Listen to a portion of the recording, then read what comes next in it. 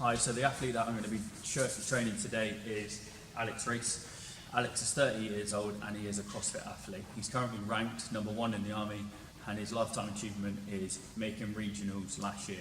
Alex has been a CrossFit athlete now for about 5 years. He currently has no injuries and a bit of an overview of Alex's resistance training periodised plan I've drawn on the board here. So the first 2 months we went for a general preparation phase. This is just about tissue conditioning, hypertrophy training, technical aspect. If you know CrossFit or you've seen the CrossFit Games, they have some CrossFit exercise isms. So it's certainly working on them unorthodox type exercises. So we spent about 2 months in a bit of a general preparation phase, progressed on to the specific phase where the main focus on the first 2 months was strength training and speed strength. Then as we progressed on, we went into max strength training and strength speed. In strength speed phase that we're in at the moment, we're about 5 weeks into that. So this falls quite nicely to power cleans and the loads and the reps that I'll explain in a minute. And then as we progress onto the back end of this specific phase before we hit competition, we'll push into a bit of strength endurance. So we'll keep the intensity nice and high but reduce the recovery rate. So the first competition is at the end of February. At the beginning of Feb, we will go into a bit of an overreaching stage, 7 to 10 days, minimise rest, overload the system. And then what we'll do is for the back end of February, we will 7 to 10 days again, we will go into the tapering phase. The tapering phase will consist of a reduction of volume by 50%, and then we'll just put sort of 2 high intensity sessions in there for that 7 to 10 day period. Allow for gas, allow for general adaptation syndrome to kick in, hopefully then is supercompensate prior to the first competition. The competition phase is 5 weeks. It's 1 competition per week, so it's a very short competition phase, and then we'll progress out at the end of March, beginning of April, into the transition phase. We'll either transition into Okay, so moving on to today's session. The session will be initiated by a ramp warm-up process. This will last for about 15 minutes. I really like to spend the time and make sure the athlete's fully primed, especially when they're going into a session like they are today, and especially the intensities that they're going to be conducting during the early part of this session. Therefore, the 15-minute process is paramount to priming the athlete, mainly for prehab, but also to take on the stresses that we're trying to load and hopefully get those adaptations. The end of the ramp warm-up process, the potentiation phase. For a session like today, I use a potentiation ladder where, for example, today, Alex will be conducting 2 times power cleans at 50% of his 1RM, 60%, 70%, and 75%. So he'll conduct 8 reps in total in a ladder, progressing him into conducting the power clean. The main theme of the lesson starts off with power cleans. I have power cleans early, the emphasis on power cleans early in the session because it's explosive CNS system. I don't want him to be working under fatigue, so it fits better earlier on in the session. Today he'll be doing 3 times 3 reps at 80, or if he's moving well, 85% of his 1RM with 3 minutes recovery, and 3 times 2 reps at 90 or 95% of his 1RM with 3 minutes recovery. The reason why the reps are so low is because we're trying to emphasize explosive strength. We want to reduce his rate of force development and therefore increase his peak forces. These repetitions as well, I need to add, they won't be on a touch and go basis, so they won't be performed continuously. He will perform 1 rep and then maybe a 5-second, 10-second gap in between each rep while he sets himself and aligns himself and then performs the next repetition. Find this really emphasizes the explosiveness of the rep or the exercise that we're trying to conduct. Then we move on to hang clean and jerk. His hang clean is less than his power clean, his jerk is less than his power clean, so they fit hand in hand. This will be conducted 3 times 3 again, the repetition range nice and low, at 80% of his 1RM with 3 minutes rest in between each set. Then we move on to the strength element of today's, or the max strength element of today's session. The exercise will be back squat. Some people may put front squat in because it's a derivative of a clean. However, we feel that Now, I feel that the back squat is a better exercise to use because his back squat's stronger than his front squat. So I'm able to load 80% on his back squat, the weight will be higher. 85%, it will be higher than his 85% of his front squat.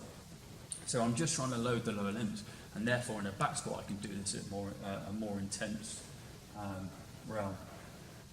This would be 4 times 4 at 85% of 1 RM with 3 minutes rest, and then strict press 4 times 4, exactly the same, 85% of 1 RM with 3 minutes rest.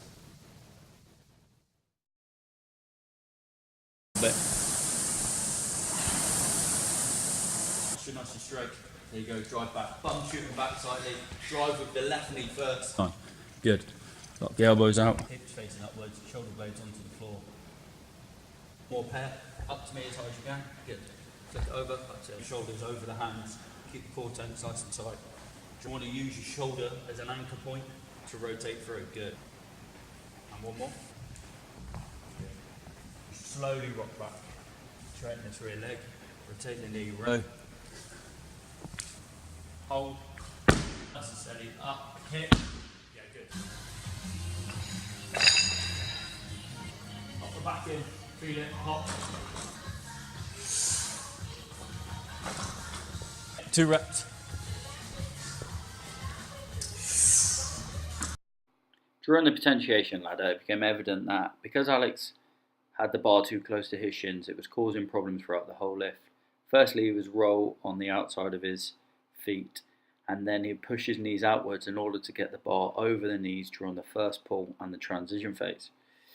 In addition to this, he would also pull the bar, which would cause a bending in his arms. Therefore, I decided to work on this, but however, I just wanted to home in on 2 coaching points to not over confuse the situation.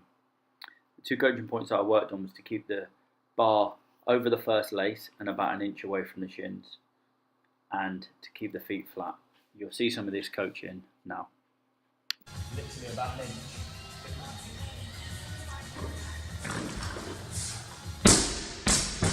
What you've done then is defaulted, so you held it there as 1 inch away, popped your bum up, touched the bar, so you knew where you were, and then pop back into your barricade. So you went, yeah, I'm doing it, and then re-corrected. It's fine, it's good. I'm trying, mate. Yeah, but you're used to it. Help Yeah, first ball in transition. Well, yeah, so it would help transition. It would help all the balls. The whole ball because you'd be able to lift them. Yeah, but what I mean is, it would just put you in a better position. Yeah. To be good. Yeah, so you're not like rolling from the outside, you're putting in. Yeah. And actually, where you're lifting, you're rolling on the outside of the foot. Yeah. So you're coming from here to go out, which then you come here. Then you come here, and then come in, and then that's almost that. It's going like that, isn't it, almost? And that's exaggerated. You're almost going back into there to go under. So that movement is where you're losing a lot of power, where you just want it down, don't you? You just want it, no movement, no roll on the outside of the foot. And I think that will happen. You can get your knees out of the way though. I don't think keep my knees straight, I can get my knees out of the way and keep away from the bar. No, but I mean, I don't think I can get them out of the way in time. But as in, if I lift the bar like that, straight knees, Yeah. I don't think I can. Yeah. I don't have enough time. I know what you mean. What I want you to do first, I just want you to do on 60, and I just want to get that thought at your head. So when you bob, don't bob and touch and go back into what you're used to. Yeah. So your arms, keep it that inch away all the time. And then if you drive your legs, it will. So what I want you to do is a couple of first pulls. G-drive back. Yeah. Go. Right, let's just run through a few reps. It will feel alien. You're changing something that you're used to doing. So it will feel slightly alien. Just keep that nice inch away. Keep it slightly away. Over the first toes and the laces. Knees over, lock in. Yeah, back to really good. Okay, so what you've got here is, on the left is a picture of Alex performing a power clean. This is prior to us correcting Alex rolling on the outside of his foot, and you can see how far apart his knees are. And on the right hand side is you've got 6 still images of Alex performing a power clean after we've put the correction technique in. Now you can immediately see that his knee is directly over his ankles on the right hand side, directly over his feet, and the transverse of force is pushing down into the ground. However, on the left hand picture you can see that the knees are going outwards and the force is pushing out slightly before he gets over his knees. Even though this cost more time during the potentiation phase, I felt it was more crucial in furthering Alex's development. I personally prefer to use the potentiation phase when enforcing the technical model, as the weight that the athlete is lifting is more forgiving. However, during the main theme of the session, I tend to lay off the finer details and just more concerned that is the athlete lifting safely and is it inducing the stresses that I want. Yeah, okay. Into your 3 sets of 3. This is 80% for you. Okay. So what I want you to do is just perform your 3 repetitions. Break between each rep. Reset yourself in between each rep. And the 2 coaching points are mid-foot, bar, an inch away from your shin.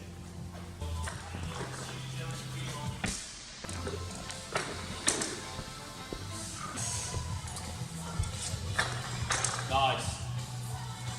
Feels like a much more solid lift now. Does it? Yeah, but I can feel the force. Yeah, it's through the floor. Should That's we go? twos? Yeah, 110 is it? Twos, yeah. Or what was it?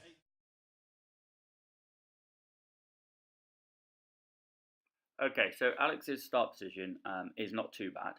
He's the bar's roughly by his first laces, his knees are over the bar, his shoulders are over the bar, his hips are higher than his knees, his hands are evenly spread, he's got a hook-like grip, his back's nice and flat, and his chest and head is up. The main area I'd really try and correct here is maybe his shoulders are too far over the bar, which is also pulling his hips up slightly.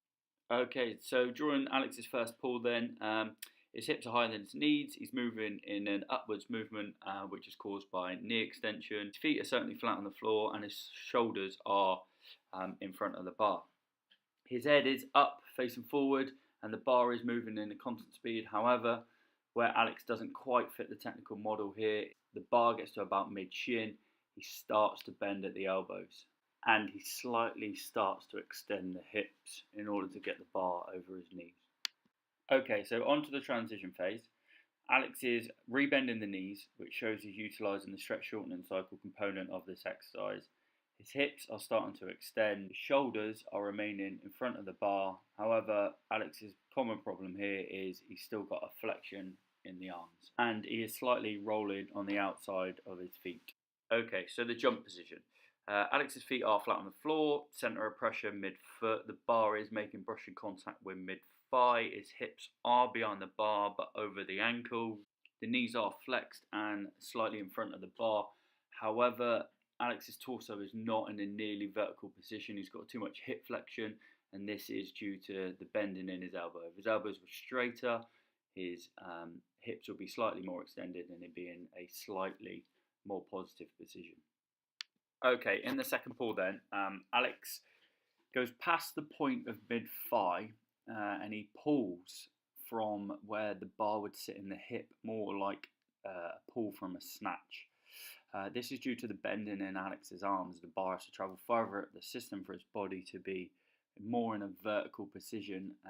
He does get a powerful triple extension and he does get a nice shrug with his shoulders and he does very nearly fully extend in the triple extension, but however just slightly let down by the flexing of the elbows. Okay, so Alex does simultaneously pull the bar up and drops underneath the bar roughly at the same time. His feet do go further apart and he goes into more like a squat-like stance, ready to receive the bar. However, when Alex pulls on the bar, he pulls backwards with the bar. His elbows are going backwards instead of going out and running parallel with the bar.